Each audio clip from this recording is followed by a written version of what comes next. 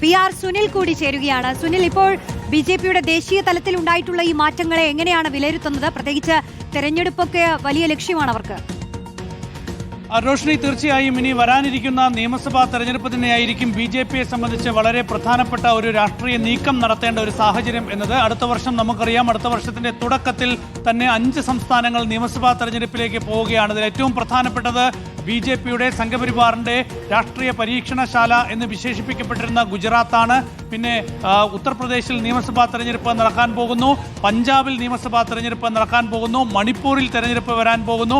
അപ്പോൾ ഈ സംസ്ഥാനങ്ങളിലെല്ലാം വളരെ പ്രധാനപ്പെട്ട രാഷ്ട്രീയ നീക്കം നടത്തേണ്ട ഒരു സാഹചര്യം നിലവിൽ BJPയെ സംബന്ധിച്ച് ഉണ്ടായിരിക്കുന്നു. പ്രത്യേകിച്ച് നമുക്കറിയാലോ, CJP സമരമൊക്കെ തന്നെ യുവാക്കളുടെ വലിയ അമർഷം BJPക്കെതിരെയും കേന്ദ്ര സർക്കാരിനെതിരെയും ദേശീയ തലത്തിൽ വളരെ ശക്തമായി തുടരുന്ന ഒരു സാഹചര്യം കൂടിയുണ്ട്. അപ്പോൾ അതിനെയൊക്കെ തന്നെ മറികടക്കാനുള്ള വലിയ രാഷ്ട്രീയ നീക്കം ഇനി BJPക്ക് നടത്തേണ്ടി വരും. BJP അധ്യക്ഷൻ അധ്യക്ഷ സ്ഥാനത്ത് നിന്ന് JP നദ്ദ മാറിയത് തന്നെ ഒരുപാട് കാലാവധി പൂർത്തിയായി, അത് വീണ്ടും നീട്ടി നൽകി. അതിനൊക്കെ ശേഷം ഒരുപാട് വിമർശനങ്ങൾക്ക് ശേഷമാണ് പുതിയ അധ്യക്ഷനെ തന്നെ BJPക്ക് തീരുമാനിക്കാനായത്.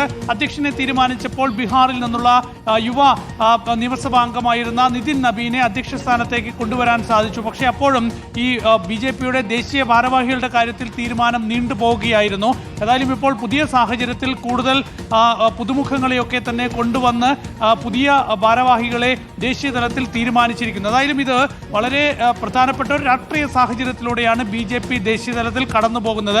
അപ്പോൾ ഇപ്പോഴത്തെ ദേശീയ രാഷ്ട്രീയത്തിലെ BJP നേരിടുന്ന, സംഘപരിവാർ രാഷ്ട്രീയം നേരിടുന്ന വെല്ലുവിളികളെ മറികടക്കാനുള്ള ഒരു വലിയ ദൗത്യം തന്നെയാണ് ഈ പുതിയ ടീമിനുള്ളത്. ആ ടീമിലേക്കാണ് കേരളത്തിൽ നിന്ന് K. സുരേന്ദ്രൻ കൂടി വരുന്നത്. പക്ഷേ K. സുരേന്ദ്രൻ നേരത്തെ രഞ്ജിത്തൊക്കെ ചൂണ്ടിക്കാണിച്ചതുപോലെ തന്നെ ഒരു ജനറൽ സെക്രട്ടറി സ്ഥാനത്തേക്ക് വരേണ്ട ഏറ്റവും സീനിയറായ നേതാവാണ്. കേരളത്തിൽ BJP അധ്യക്ഷനായ ഒരു നേതാവാണ്. ദേശീയ തലത്തിലൊക്കെ തന്നെ നേരത്തെ പ്രവർത്തിച്ചിട്ടുള്ള, പല ചുമതലകളിൽ പ്രവർത്തിച്ചിട്ടുള്ള നേതാവാണ്. അതുകൊണ്ട് തന്നെ ഒരു ജനറൽ സെക്രട്ടറി സ്ഥാനത്തേക്ക് വരാനുള്ള എല്ലാ രാഷ്ട്രീയ സംഘടനാ യോഗ്യതയുമുള്ള ഒരു നേതാവ് തന്നെയാണ് K. സുരേന്ദ്രൻ. പക്ഷേ അദ്ദേഹത്തെ ദേശീയ സെക്രട്ടറിയായാണ് പരിഗണിച്ചിരിക്കുന്നത്. അനിൽ ആന്റണി കൂടി ഈ ഒരു ഭാരവാഹി ലിസ്റ്റിൽ ഉണ്ട് എന്നത് വളരെ പ്രധാനപ്പെട്ടതാണ്. കാരണം അതൊരു BJPയുടെ രാഷ്ട്രീയമാണ്. ഒരു ന്യൂനപക്ഷ വിഭാഗത്തിൽ നിന്നുള്ള, ക്രിസ്ത്യൻ ന്യൂനപക്ഷ വിഭാഗത്തിൽ നിന്നുള്ള ഒരാളെ ദേശീയ ഭാരവാഹിയായി നിലനിർത്തുക എന്നത്. അപ്പോഴും അബ്ദുള്ള കുട്ടിയെ ഒഴിവാക്കിക്കൊണ്ടുള്ള തീരുമാനം വളരെ പ്രധാനമായി തന്നെ BJP കൈക്കൊള്ളുകയും ചെയ്തിട്ടുണ്ട്.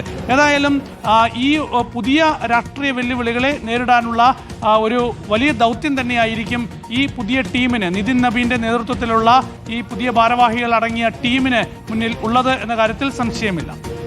BJPയുടെ ദേശീയ തലത്തിലാണ് വൻ അഴിച്ചുപണി ഉണ്ടായിരിക്കുന്നത്. അതിന്റെ വിശദാംശങ്ങളാണ് ആദിൽ പാലോടും VS രഞ്ജിത്തും PR സുനിലും നൽകിയത്.